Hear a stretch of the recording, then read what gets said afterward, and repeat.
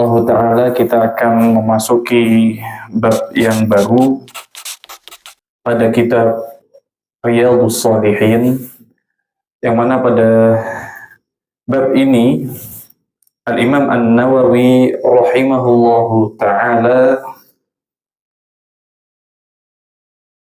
memberikan urutan setelah taubat, yakni sabar. Dan urutan dari awal kitab ketika kita membacanya dimulai dari niat, kemudian yang selanjutnya adalah taubat, kemudian yang selanjutnya adalah sabar. Dan ini merupakan hal yang penting untuk kita terapkan dalam kehidupan kita sebagai hamba Allah yang hendak menjadi orang yang saleh, orang yang baik, hamba Allah yang ingin memiliki teman-teman, kumpulan-kumpulan orang-orang yang baik, dan dikumpulkan oleh Allah Subhanahu wa ta'ala bersama orang-orang yang baik. Itu dimulai dari memperbaiki niat terlebih dahulu. Kemudian langkah yang selanjutnya dalam berhijrah menuju Allah adalah senantiasa fokus pada diri sendiri, bermuhasabah,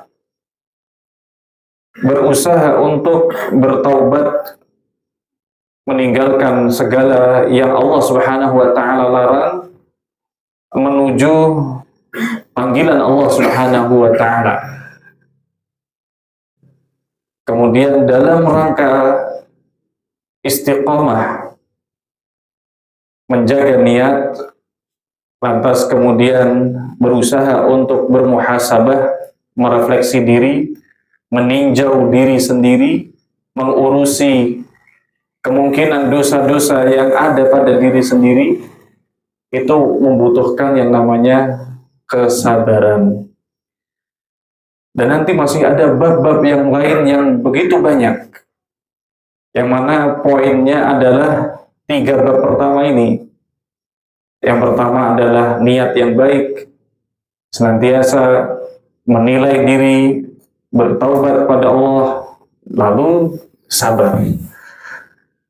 Ahibati fillah rahimani wa rahimakumullah, beliau mengatakan, semoga Allah Subhanahu wa ta'ala mengampuni beliau, keluarga beliau, memasukkan beliau ke dalam surganya, Al-Imam An-Nawawi rahimahullah ta'ala, dan juga kepada kita dan pada kedua orang tua kita dan keluarga kita, amin ya rabbal alamin. Babun fis sabr, bab tentang kesabaran.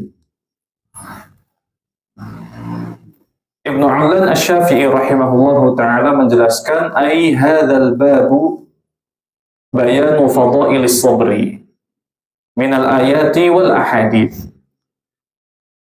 Bab ini merupakan penjelasan akan keutamaan dari sabar yang terdapat pada ayat-ayat Al-Quran dan hadis-hadis Nabi.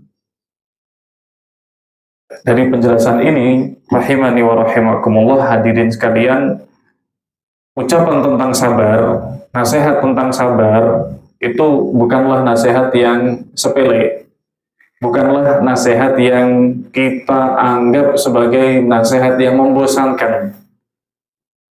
Karena tentang sabar ini, Allah Subhanahu wa ta'ala menjelaskannya dengan ayat-ayat yang banyak. Dan Nabi SAW mendorong, menganjurkan, mengajarkan, menekankan dalam hadis-hadisnya juga yang banyak. Maka dari itu, ahibati fillah rahimani wa rahimakumullah, di antara sarana seseorang tidak merugi adalah dengan cara bersabar dan saling berwasiat, saling menasehati untuk sabar. Itu ayatnya kita semuanya hafal. Wa tawassaw bil haqqi wa tawassaw bis sabr. Kecuali orang-orang yang berwasiat, saling menasehati dalam kebenaran dan saling menasehati dalam kesabaran. Lalu apa arti dari sabar? Beliau kemudian menukil perkataan dari Ar-Raghib Al-Asfahani, "As-sabru habsun nafsi ala ma yaqtadhihi al-aqlu wal bashar." Sabar itu artinya adalah menahan diri untuk bersikap sesuai yang dibenarkan oleh akal atau syariat. Bersikap, menahan diri untuk bersikap sesuai yang dituntut oleh akal atau yang dituntut oleh syariat. Au 'ala al-bu'di 'amma yaqtadiyani habasahuma, atau menahan diri untuk menjauhi segala sesuatu yang akal dan syariat melarangnya. Menahan diri dari segala sesuatu yang akal dan syariat itu melarang. Jadi sabar itu dari dua sisi. Yang pertama adalah bersikap sesuai dengan apa yang dituntut oleh akal dan dituntut oleh syariat. Kemudian bersikap untuk menjauhi, tetap memiliki batasan dari segala sesuatu yang dilarang oleh akal dan oleh syariat. Nah, ini merupakan arti dari sabar. Beliau juga menukil perkataan yang lain, pengertian yang lain. Sabar artinya adalah at-taba'udu 'anil mukhalafat. Usaha menjauhi segala sesuatu yang menyimpang, segala sesuatu yang menyelisihi kebaikan. Wasukutu 'inda tajarru'i ghusasil baliyah, dan tetap diam saat menerima, saat merasakan ujian demi ujian.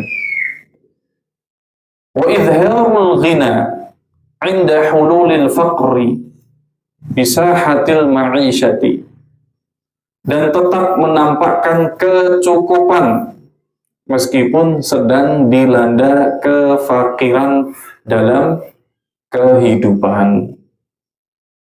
Nah, ini makna dari sabar.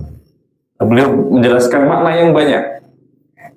Beliau mengatakan, wa rubbama khulifa baina asma'ihi bihasabi ikhtilafi mawaqi'ihi.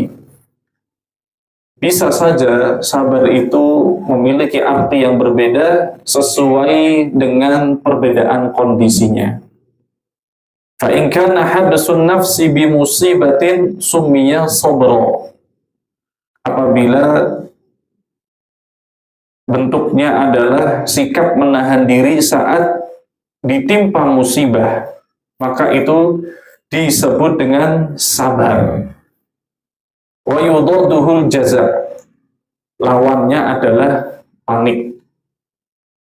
Wa in kana fi muharabah summiya syaja'atan.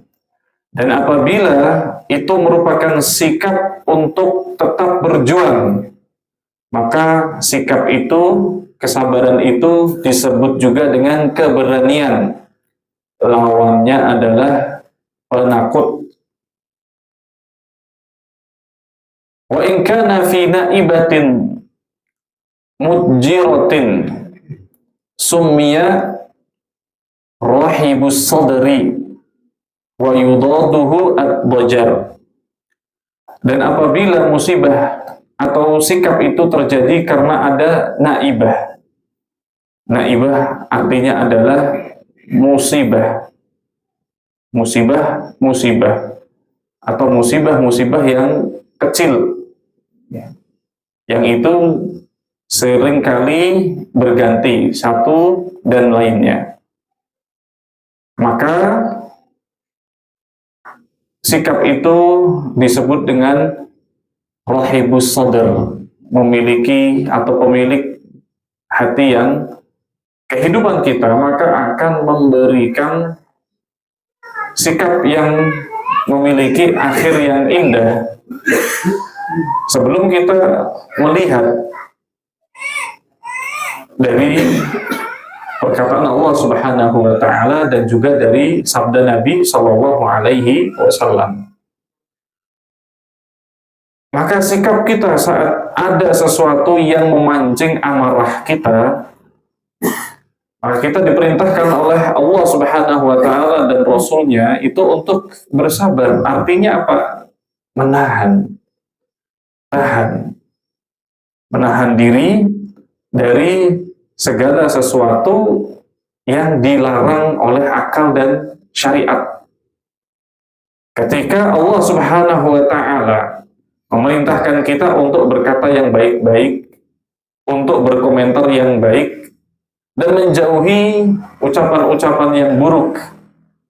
Sebagaimana sabda Nabi sallallahu alaihi wasallam, "Man kana yu'minu billah wal yaumil akhir falyaqul khairan aw liyasmut." Siapa saja yang mengaku beriman kepada Allah dan hari akhir, maka hendaknya dia mengucapkan ucapan-ucapan yang baik, atau kalau tidak bisa, maka dia diam.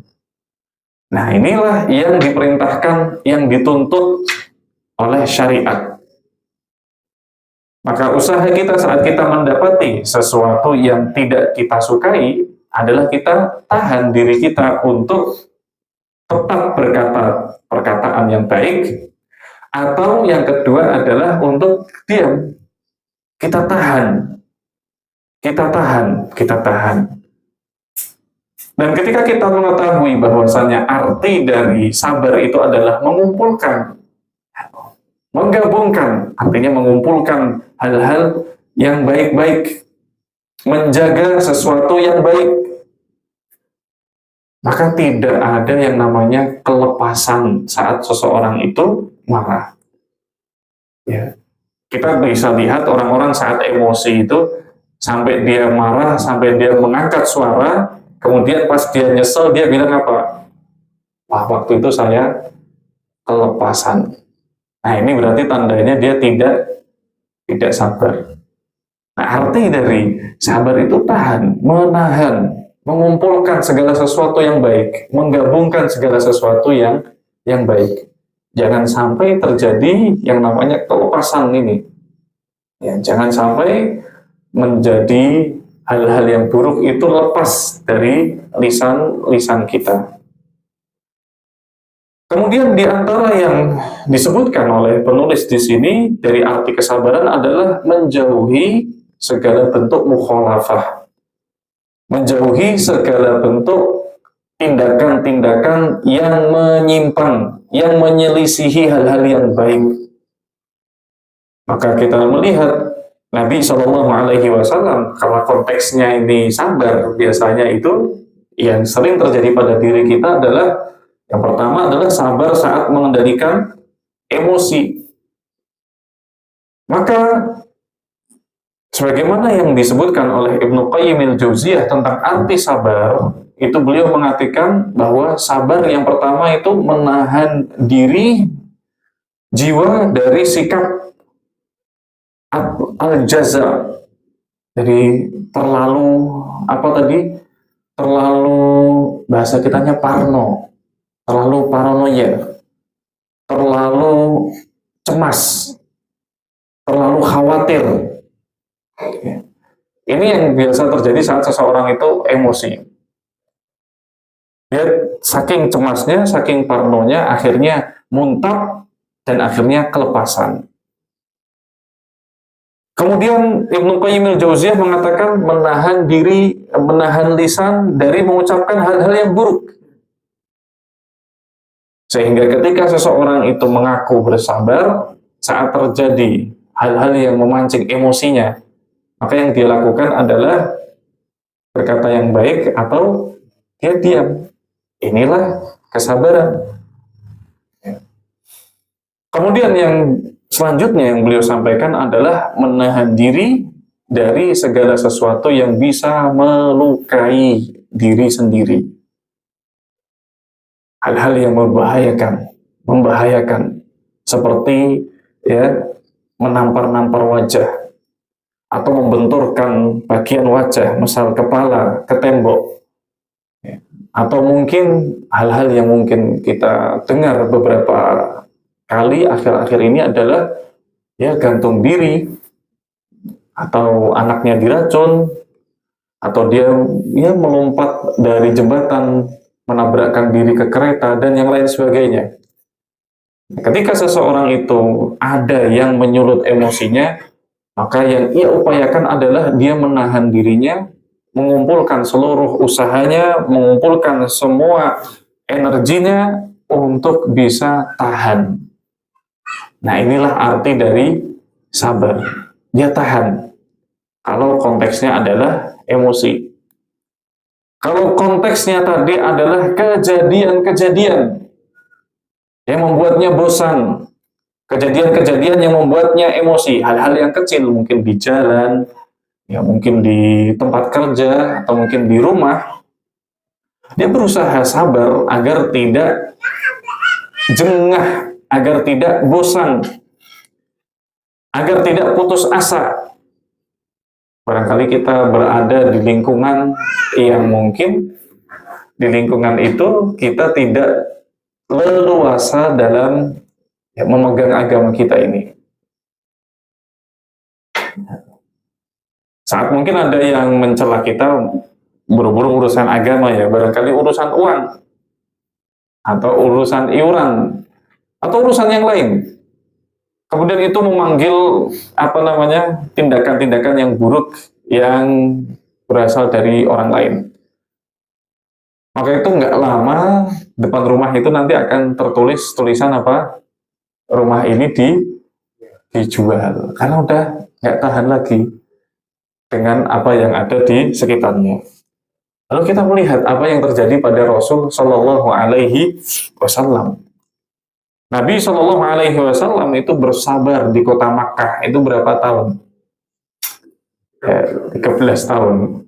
13 tahun. Dikatain gila, dikatain penyair, dikatain penyihir, dikatain dukun, diancam untuk dibunuh. Nabi SAW nggak nempelin depan rumahnya itu rumah ini dijual. Justru Nabi SAW tetap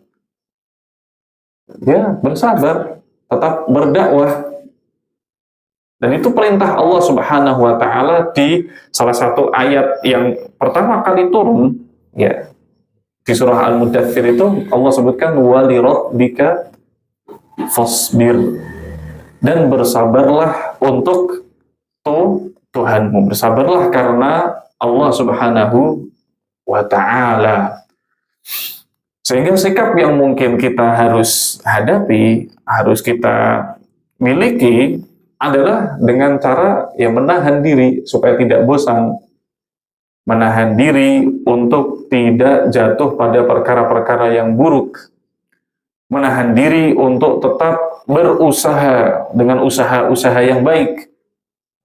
Dan tadi disebutkan bahwa di antara arti dari sabar adalah ma'ali al-asya atau a'la asy-syai', sesuatu yang paling tinggi.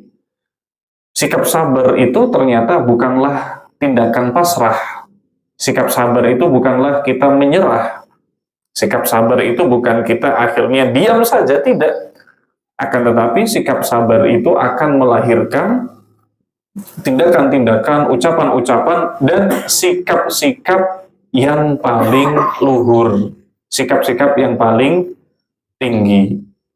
Nah, itulah hasil dari kesabaran. Hasil dari kesabaran itu melahirkan hal-hal yang luhur, hal-hal yang tinggi.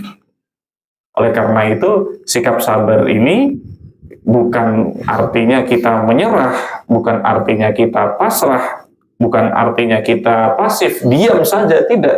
Diamnya ini diam yang aktif, diam untuk menahan diri, untuk menyusun strategi sesuatu yang menghasilkan sesuatu yang paling tinggi. Yang keluar dari lisan kita itu hal-hal yang baik. Yang keluar dari tangan kita itu ya tindakan-tindakan yang baik. Ya, seringkali kita meledak-ledak karena kita tidak bisa untuk sabar. Kita melihat anak kita melakukan sesuatu yang tidak sesuai dengan aturannya dan normanya, langsung kita meledak dan mengangkat suara, yang mana itu ternyata buruk bagi anak. Coba kalau kita sabar, kita pikir cara yang paling baik. Kita gunakan diri kita ini, emosi kita, energi kita yang banyak ini untuk memikirkan sesuatu yang akibatnya itu baik. Karena arti dari sabar itu adalah menahan diri untuk tetap bersikap sesuai dengan tuntutan akal dan syariat. Nah, kita misal menemukan anak kita ini lagi melakukan sesuatu yang tidak baik. Nah, maka yang kita lakukan adalah kita tahan, sabar. Tidak langsung mengangkat suara, tidak langsung main fisik. Kita bisa melihat hal itu ya dalam kesehariannya Nabi Shallallahu Alaihi Wasallam. Nabi Shallallahu Alaihi Wasallam waktu itu sedang bersama Hasan. Hasan waktu itu kurang lebih usianya sekitar 4 tahun atau 5 tahun. Anak kecil. Ada ada kurma zakat yang tercecer. Lantas seketika Hasan itu mengambil kurma zakat itu dan hendak memakannya. Nah, ini sudah dimakan, ya sudah masuk mulutnya. Lalu apakah Nabi Shallallahu Alaihi Wasallam marah, meledak? Karena itu hal yang haram. Ataukah justru Nabi Shallallahu Alaihi Wasallam diam dan mengatakan, oh anak kecil, lumrah? Tidak kedua-duanya. Akan tetapi Nabi Shallallahu Alaihi Wasallam dengan akhlaknya yang mulia, Nabi Shallallahu Alaihi Wasallam itu kalau bahasa parenting zaman sekarang itu adalah menerjemahkan keinginan anak, menerjemahkan karepnya anak. Kalau bahasa parenting yang sekarang itu menerjemahkan parenting anak ini untuk menerjemahkan keinginan anak ini dalam rangka untuk menjadikan anak itu merasa disayangi, merasa dicintai, merasa diperhatikan, ada temannya, ada yang mendukungnya. Apa yang Nabi katakan? Kahin. Muntahkan. Ya. Nah, sahabat itu kalau menceritakan sesuatu itu detail. Sampai mimik wajahnya Nabi itu digambarkan. Ya. Suaranya Nabi itu dideskripsikan. Tapi dalam masalah Hasan yang makan kurma zakat ini tidak disebutkan kriteria-kriteria apapun. Maka itu dikembalikan pada defaultnya Nabi. Ya, dikembalikan pada ya bentuk dasarnya Nabi. Ya, bentuk dasarnya Nabi itu wajahnya selalu sumringah dan sikapnya selalu baik. Nah itu maka kita melihat bahwa Nabi tidak marah. Lalu Nabi menerjemahkan dengan mengatakan, yang artinya, tidakkah engkau mengerti, belumkah engkau tahu kalau kita tidak boleh makan harta sedekah? Nah ini bagaimana Nabi SAW ya mengartikan, menerjemahkan karepnya anak. Apakah kamu belum tahu kalau kita itu tidak boleh makan harta dari zakat? Bukannya langsung dilarang, tidak langsung dilarang, ya, tidak langsung dimarahin. Akan tetapi Nabi Shallallahu Alaihi Wasallam mengutarakan apa yang mendorong si Hasan radhiyallahu taala anhu ini melakukan itu. Apakah engkau belum tahu kalau kita ini tidak boleh makan harta zakat? Di hadis yang lain, Nabi Shallallahu Alaihi Wasallam juga pernah melihat anak-anak melempari kurma yang ada di tangkainya. Nah, Nabi melihat dengan mata kepala Nabi Shallallahu Alaihi Wasallam. Kemudian lantas Nabi Shallallahu Alaihi Wasallam bukannya marah, tapi justru ditanya. Nabi justru bertanya dan mengatakan, apa yang kalian lakukan? Ya. Apakah yang kalian lakukan? Maka anak-anak kecil itu mengatakan, kami ingin makan kurma itu. Kemudian Nabi SAW baru kemudian menjelaskan solusinya. Nabi SAW memerintahkan, tidakkah kalian mengambil kurma-kurma yang jatuh saja? Ya, mengapa kalian tidak ambil kurma-kurma yang sudah bercacaran, yang sudah jatuh itu? Nah, ini bagaimana Nabi SAW bisa menghadirkan sikap-sikap yang luhur, sikap-sikap yang mulia. Dan itu kita pasti akan mengatakan, nah itulah Nabi. Kalau Nabi wajar, karena dia Nabi. Baik.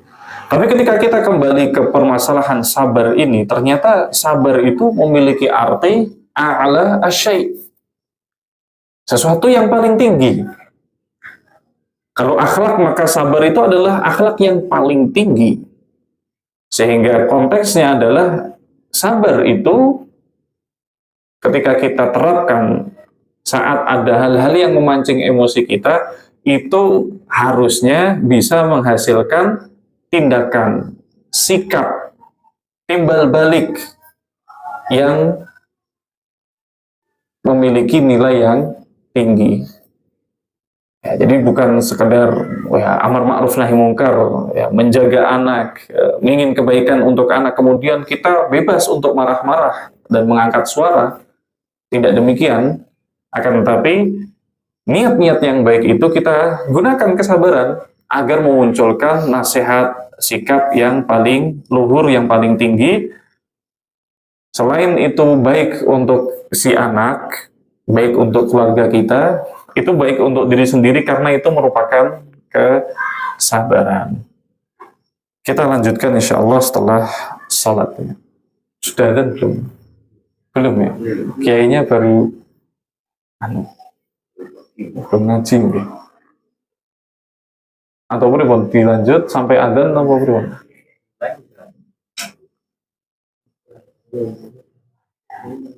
Mriki dereng nggih. Kita lanjut rin nggih. Kemudian beliau rahimahullah taala Al-Imam An-Nawawi rahimahullah membawakan ayat qala ta'ala ya ayyuhalladzina amanu sabiru wasabiru warabitu.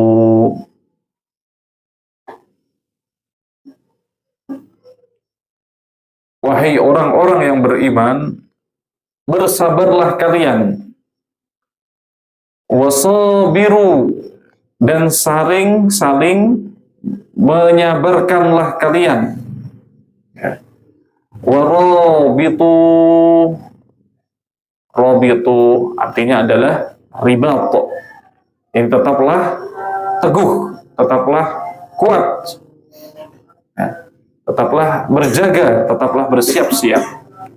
Nah, ini arti dari ayat ini.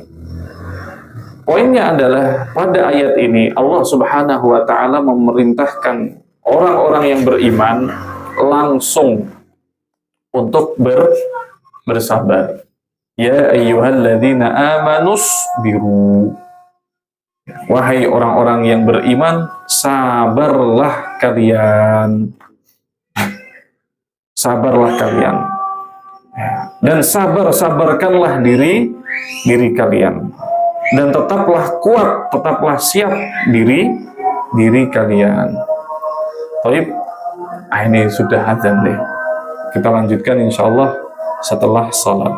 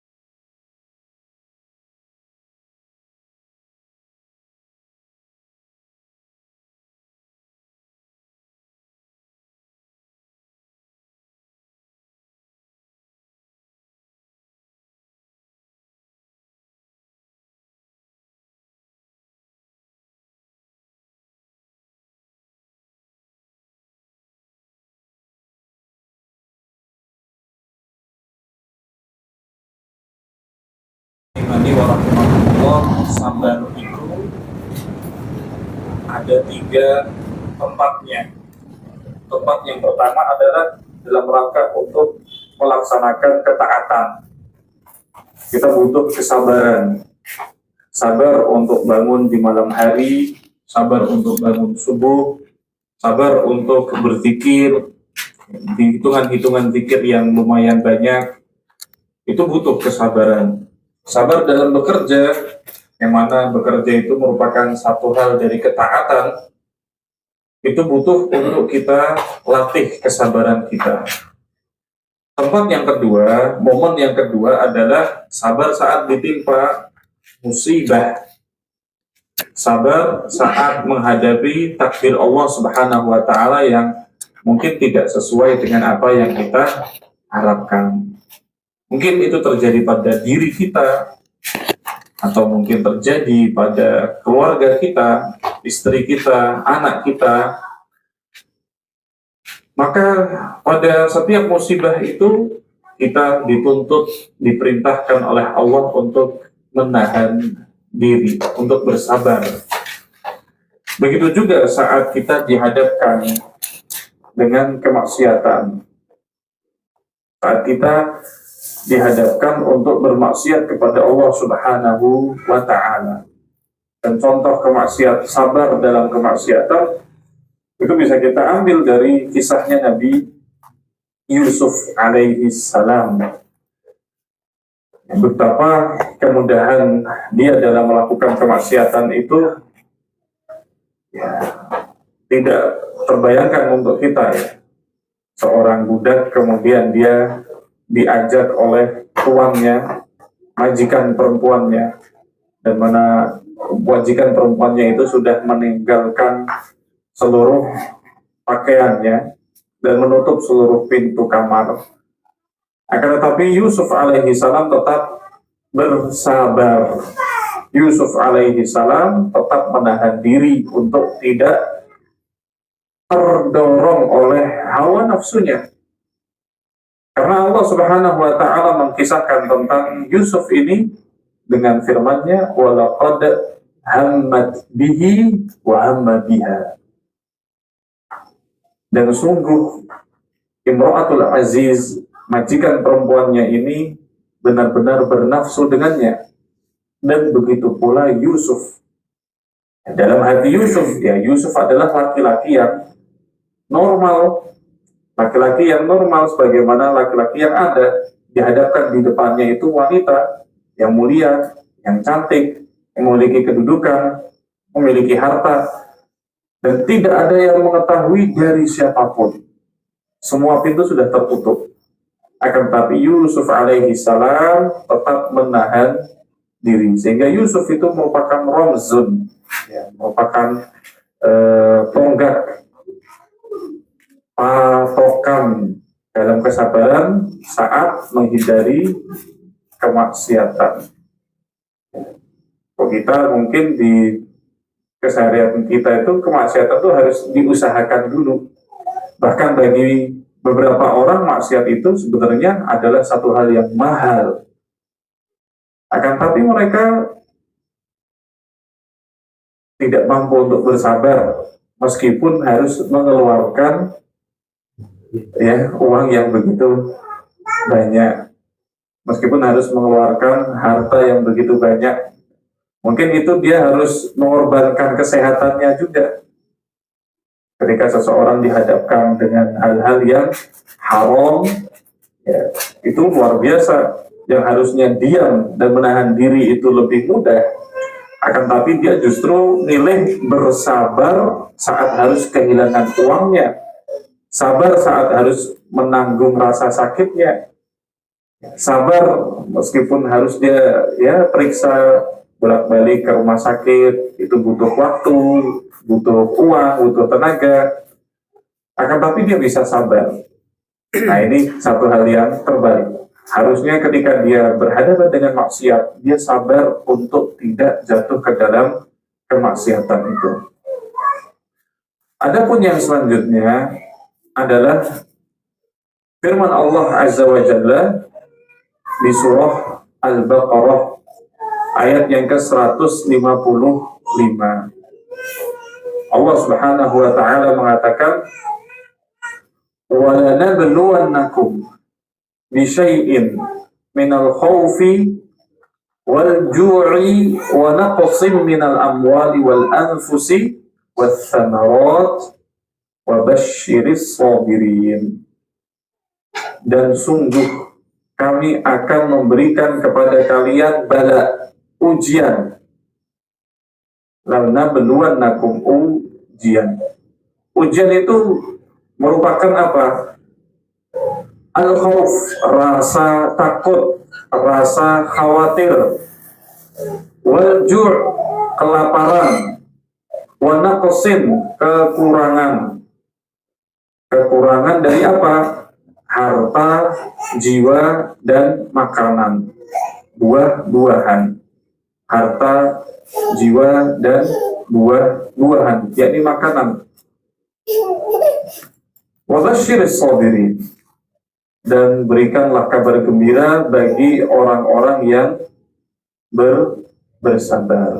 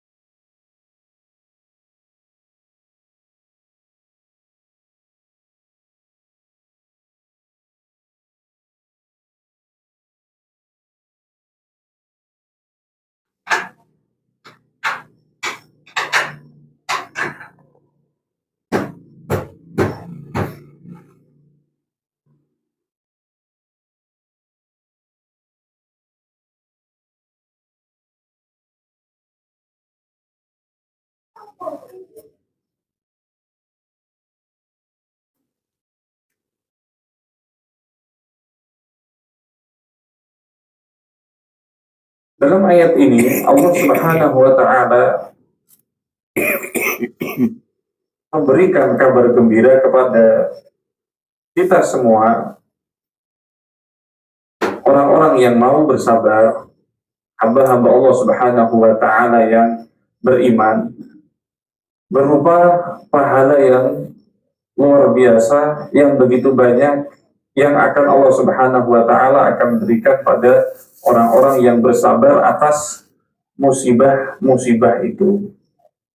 Jadi antara musibah yang akan Allah berikan, bala.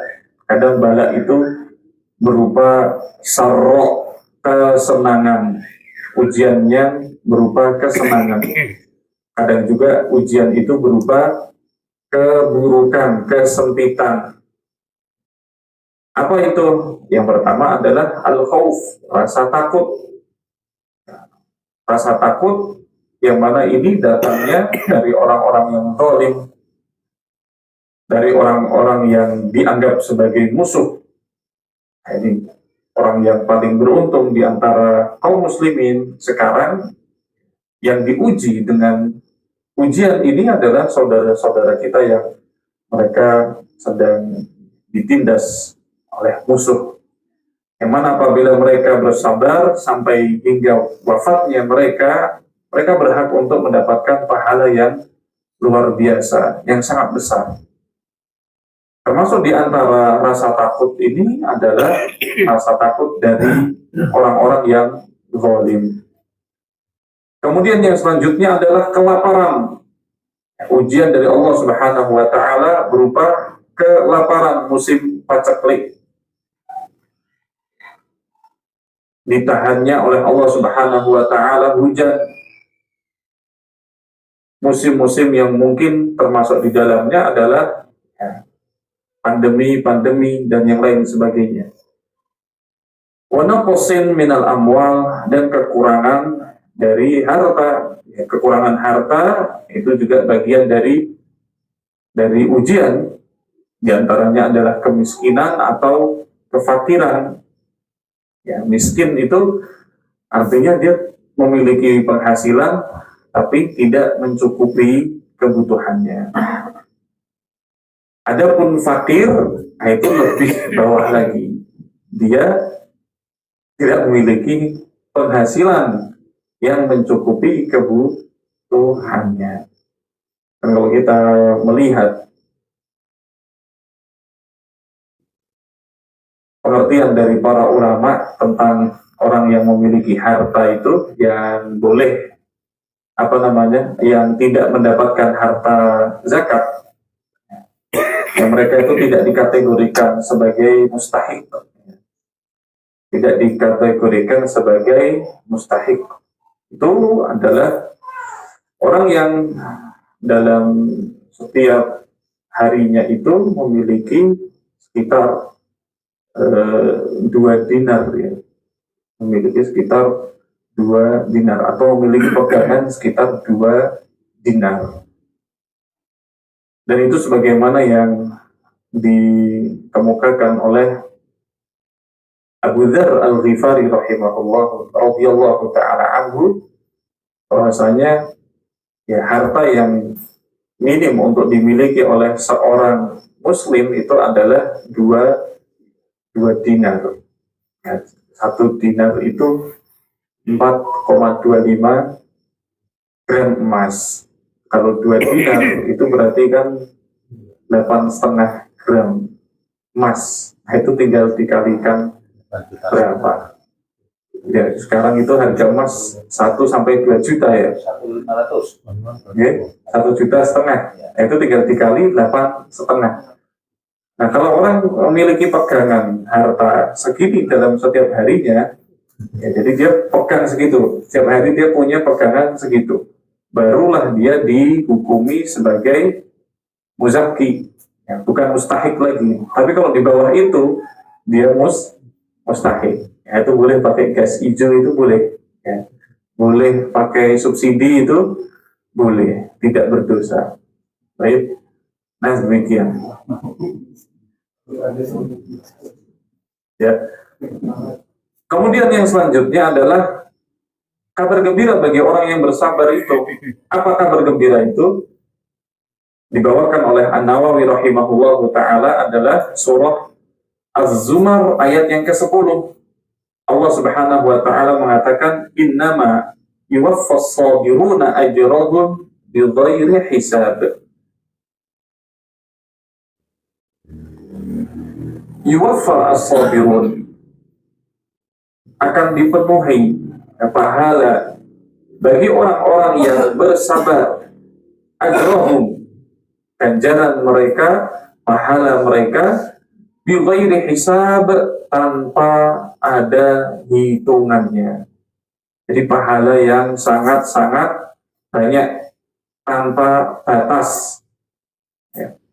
Ibnu Allan Asy-Syafi'i rahimahullah mengatakan ala ta'ati wa ma yubtaluna bihi, selama mereka bersabar dalam ketaatan dan selama mereka bersabar atas ujian-ujian dan musibah yang menimpa mereka. Sehingga ketika kita beramal saleh, amal salehnya itu dapat pahala, sabarnya kita juga dapat pahala. Dan Allah subhanahu wa ta'ala menjanjikan pahala yang diberikan bagi orang-orang yang mampu bersabar, itu pahala yang tanpa ada bilangannya, sangat besar, tanpa batas. Wa ma yubtaluna bihi, dan ketika seseorang itu mampu bersabar atas setiap ujian yang dia hadapi. Dan termasuk di antara sabar tadi adalah dia tetap diam saat ditimpa musibah demi musibah. Artinya tetap diam di sini adalah dia tidak mengeluh, dia tidak berkeluh kesah, menggerutu, tidak berkeluh kesah, tidak menggerutu. Kepada siapa? Kepada manusia. Seperti menulis status atau curhat kepada orang dalam rangka hanya ingin didengar, hanya ingin berkeluh kesah. Nah, ini sekarang ini hal yang menjadi hal yang tidak baik di antara kaum muslimin, menjangkiti banyak di kaum muslimin adalah mereka itu ingin banyak cerita dalam rangka untuk berkeluh kesah. Kemudian mereka ngikutin apa yang dikatakan oleh orang-orang barat. Sampaikan saja, ceritakan saja. Ya, benar. Kalau menceritakan kepada orang yang berilmu dalam rangka untuk meminta nasihat, itu dibenarkan. Akan tetapi sekarang kan tidak.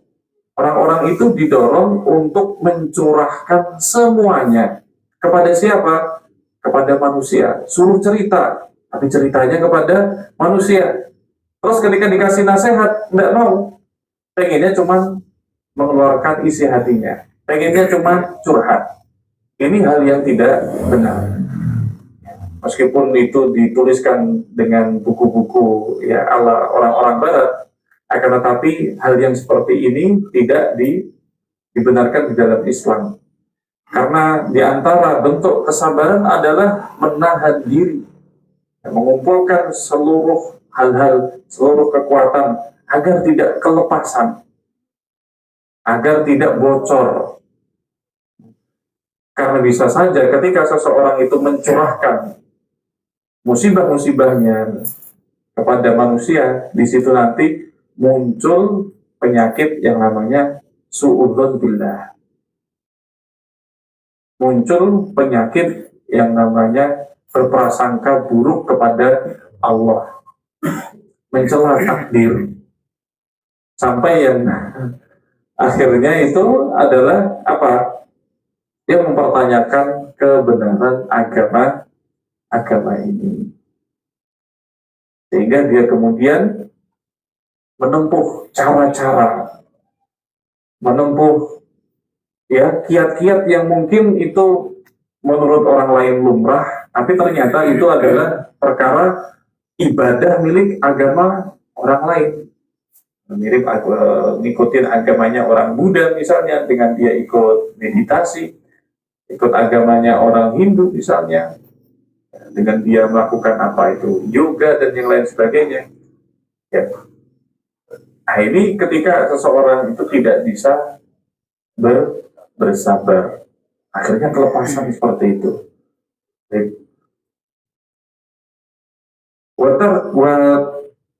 Turika dzikrul fa'il lil ilmi bihi subhana.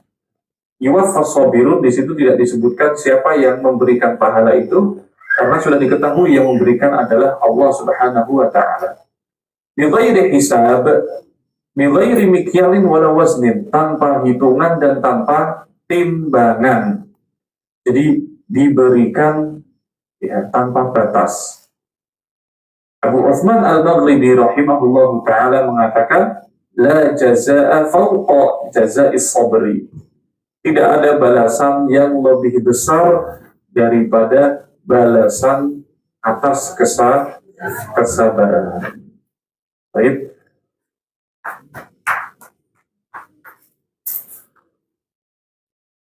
Kemudian beliau membawakan asar dari Ali radhiyallahu taala anhu, kullu muti'in yukaru lahu kaila. Setiap orang yang melakukan ketaatan, pahalanya itu akan dihitung, ditakar, wa yuzanu lahu waznan, dan akan ditimbang pahalanya. Illa sabirun, kecuali orang-orang yang bersabar, fa innahu yuhsa lahum hasya. Pahala yang akan diberikan oleh Allah Subhanahu wa taala bagi orang-orang yang bersabar itu layaknya air yang dikucurkan, ya, layaknya hujan yang diturunkan. Ini tidak ada yang bisa menghitungnya. Nah itulah pahala sabar yang akan Allah Subhanahu wa taala berikan. Pada kesempatan kali ini kita mempelajari arti dari kesabaran, bahwa sabar itu intinya adalah menahan diri, sehingga yang keluar dari diri kita itu adalah hal-hal yang baik-baik, ucapan-ucapan yang baik, tindakan-tindakan yang baik, sikap-sikap yang baik. Dan kemudian kita mempelajari bagaimana Allah Subhanahu wa taala memberikan dalam hidup kita ini ujian demi ujian, dan Allah menyuruh kita untuk bersabar, saling menyabarkan antara satu sama lain, saling berwasiat untuk kesabaran, dan juga Allah Subhanahu wa taala menjanjikan bagi orang-orang yang bersabar pahala yang luas tanpa batas. Ini yang bisa disampaikan. Wallahu taala a'lamu bishawab. Mungkin ada yang ingin ditanyakan terkait apa yang telah kita pelajari malam hari ini. Silahkan. Assalamualaikum warahmatullahi wabarakatuh. Waalaikumsalam. Tadi diutarakan bahwa definisi adalah menahan diri agar tidak dari hal-hal yang berkaitan dengan syariatnya jelas bisa. Tapi bagaimana dengan akal tadi? Akal itu kan antara akal satu dengan manusia satu dengan yang lain, akal itu kan berbeda. Bagaimana standarisasinya? Pokoknya jika kita berhasil dalam kesabaran, pahalanya begitu seperti itu. Tapi bagaimana dampak dari orang yang tidak sabar kalau juga kasih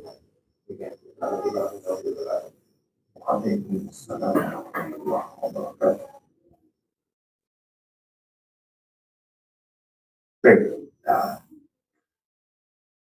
Terima kasih atas pertanyaannya. Yang pertama tadi adalah ya, kategori akal tadi. Perlu kita ulas bersama bahwasanya yang tadi disebutkan itu adalah makna secara bahasa. Jadi makna secara bahasa, sabar itu adalah menahan diri untuk tetap bersikap sesuai dengan yang dituntut oleh akal dan syariat. Nah, itu yang pertama adalah dari sisi bahasa. Yang kedua, timbangan dari adat ini tentu saja, atau akal ini tentu saja kembalinya adalah pada perkara yang ma'ruf. Perkara yang dikenal oleh masyarakat ini merupakan hal yang baik menurut akal. Nah, sedangkan disebutkan oleh Al-Sa'di rahimahullahu ta'ala tentang hal-hal seperti ini adalah majarat alaihi al-adatu wal-urfu. Segala sesuatu yang berlaku di adat istiadat berupa hal-hal yang biasa dilakukan dan hal-hal yang biasa diucapkan. Ghairi mukhalifin li syar'i. Selama itu tidak menyelisihi syariat.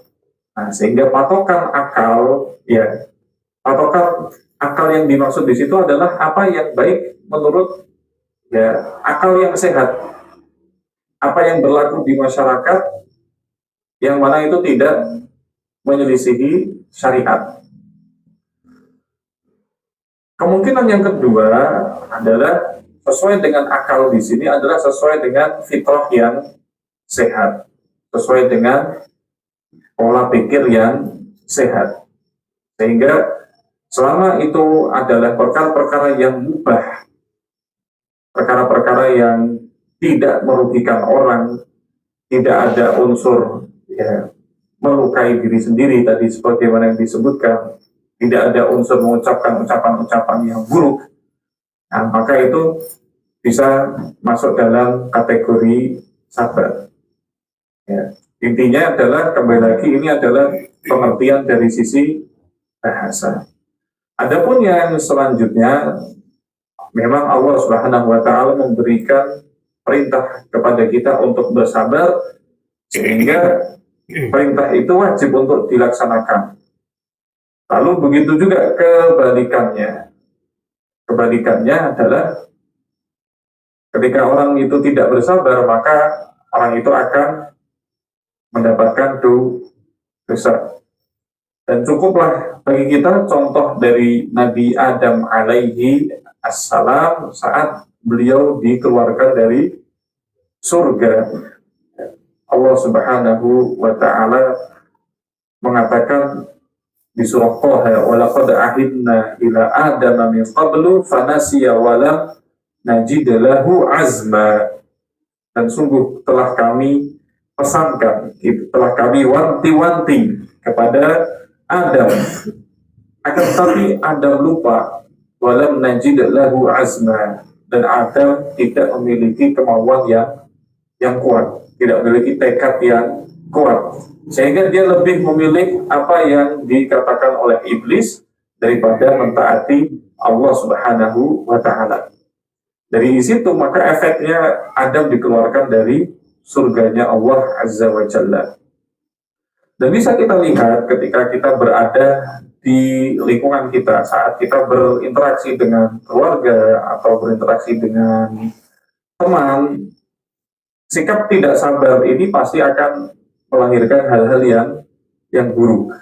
Ya, mungkin melahirkan ucapan yang buruk, sikap yang buruk, yang melukai hati orang lain, yang menzalimi orang lain, yang mana itu bisa saja tidak bisa terhapus dosanya kalau orang itu tidak ridho, tidak memaafkan, tidak memberikan kehalalannya untuk diri kita. Nah, ini dosa yang sangat begitu membahayakan amalan kita nanti di akhirat, karena sebab tidak sabar kita mengucapkan ucapan-ucapan yang buruk, kita mengambil sikap-sikap yang tidak dibenarkan oleh syariat, sehingga itu melahirkan kezaliman yang berimbas pada haknya orang. Sedangkan kezaliman yang imbasnya itu pada haknya orang itu tidak akan dilupakan oleh Allah Subhanahu wa Ta'ala sampai orang tersebut mendapatkan haknya kembali. Nah, ini merupakan salah satu imbas dari sikap tidak sabar. Ya. Dan banyak kita temui orang-orang yang mana mereka itu Allah celakakan itu karena tidak sabar. Salah satunya adalah kelompoknya siapa namanya itu? Paulus, yang mana mereka hanya diperintahkan, dibolehkan minum satu teguk saja, akan tapi mereka tidak sabar, akhirnya mereka minum sebanyak-banyaknya, yang akhirnya mereka tidak ditolong oleh Allah Subhanahu wa Ta'ala. Yang ditolong dan yang dimenangkan oleh Allah adalah orang-orang yang mau taat sama Paulus. Dia minum dari danau itu hanya satu teguk saja, satu hurfah saja, satu cidukan tangan saja. Nah, dari situ kita bisa temukan ketika seseorang tidak mau bersabar, jadinya seperti itu. Allah Subhanahu wa Ta'ala mencelakakannya. Begitu juga tentang kisahnya yang dikenal sebagai Barsiso itu ya. Seorang ahli Taurat di zaman Bani Israel. Dia tidak sabar terkait perkara harta. Dia lebih memilih harta daripada At-Taurah. Sehingga Allah Subhanahu wa Ta'ala menghinakan Barsiso itu. Itu bisa antum semua lihat, dan antum cek di surah Al-A'raf ayat ke-176. Walau syi'na la rafa'nahu biha walakinnahu akhlada ilal ardi wattaba'a hawah. Andaikan kami kehendaki, niscaya kami akan tinggikan derajat orang itu dengan ayat-ayat Taurat.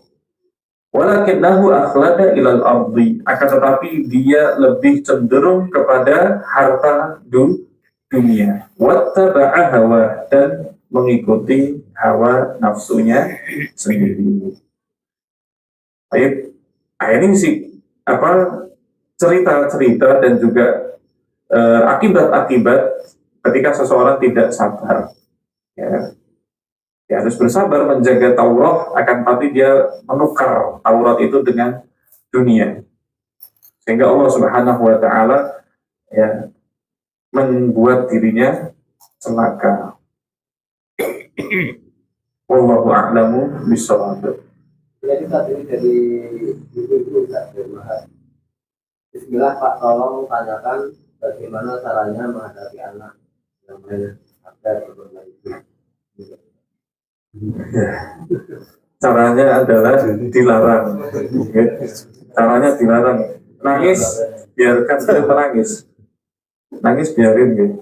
Itu yang mungkin lebih kompeten ya bisa dilihat di para pakar, para psikolog atau dokter anak yang membidangi hal itu. Cuman kalau yang saya terapkan pada anak saya itu, anak saya hanya pegang HP dalam artian nonton, tidak main game, hanya nonton kartun mungkin, ya. Itu di hari Ahad saja saat libur,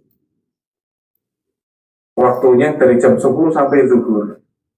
Nah, selain itu tidak pegang, selain itu tidak main, selain itu juga tidak nonton.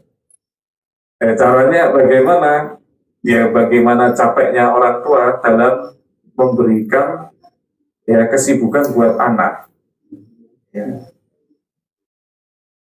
Atau yang saya dapatkan juga dari ya, bacaan-bacaan itu, biarkan anak itu meregulasi rasa bosannya, biarin dia bosan, biarin dia berinteraksi dengan rasa bosannya itu, sehingga dia bisa melatih emosinya dengan cara yang lebih baik. Ya, mungkin dia nanti akan coret-coret tembok, ya biarkan. Ya, kalau tidak mau dicoret-coret temboknya, belikan papan tulis. Atau dia akan keluar, kalau keluar ikutin. Ya, capek, pasti capek. Akan tetapi itulah yang lebih baik buat ya masa depan anak. Karena anak kalau sudah kecanduan ya HP seperti itu, apa ya istilahnya, bahasa mudahnya itu adalah ini yang saya dapat juga, bahasa mudahnya adalah banyak tahapan-tahapan atau stimulus-stimulus yang harusnya diterima itu terlompati. Ya, karena kan HP itu kan game atau kartun itu kan sifatnya kan geraknya cepat ya, geraknya cepat. Ya. Kemudian suaranya nyaring bermacam-macam, warnanya berwarna-warni. Geraknya pun dia cepat. Itu nanti akan banyak membuat si anak itu terlompati tahapan-tahapan perkembangannya. Ya bisa kita lihat anak yang dari kecil itu ditontonin atau dipegangin HP itu biasanya keterlambatan bicara. Ya. Atau dia bisa bicara, tapi mungkin keterlambatan dari sisi fisiknya. Atau dari fisiknya dia bisa. Nah ini yang paling bahaya. Dia terlambat atau tertahan atau tidak berkembang dari sisi emosionalnya, sehingga nanti terkenal yang namanya itu anak tantrum, anak yang ngamuk-ngamuk ya. Nah ini supaya seluruh tahapan dari fisik, akal, dan emosi anak itu sesuai dengan tahapan-tahapannya, ya orang tua harus tega, tegel untuk tidak memberikan kepada anak HP. Anak pegang HP, pintar main HP, ya itu nggak bisa baca. Ya itu yang saya dapati di ya saya kan ngaji anak-anak ya. Dan anak saya juga kelas 1 SD itu saya dapati ya anak-anak teman-temannya anak saya yang di rumahnya itu kedapatan akhirnya diketahui dipegangi HP itu nggak bisa baca, susah membaca, ya, susah untuk baca. Nah bahasa Latin sama baca Iqra itu susah. Nah mungkin dia bisa hafal ya karena terbiasa terdengar terus-menerus lewat tontonannya, tapi untuk dia fokus duduk menyimak kemudian dia membaca menulis, wah ini sangat-sangat sulit karena tahapan-tahapannya tadi tidak terstimulasi dengan baik. Maka dari itu ya untuk masa depan anak yang mungkin ya lebih baik, kita bisa usahakan itu dengan memberikan screen time ya, waktu nonton itu seminimal mungkin. Harus capek ya capek, emosi ya emosi, ya. Tapi kita harus sabar gitu ya. Harus sabar. Ya, anak saya itu nonton cuma dari jam 10 sampai zuhur. Ya, sorenya mereka main. Itu pun cuma di hari Ahad saja. Cuma di hari Ahad. Dan usaha untuk ke situ memang butuh usaha yang begitu banyak. Wallahu a'lamu bishawab. Yang penting tegel itu ya. Kita cukupkan sekian. Subhanakallahumma wa bihamdika asyhadu an la ilaha illa anta astaghfiruka wa atubu ilaik.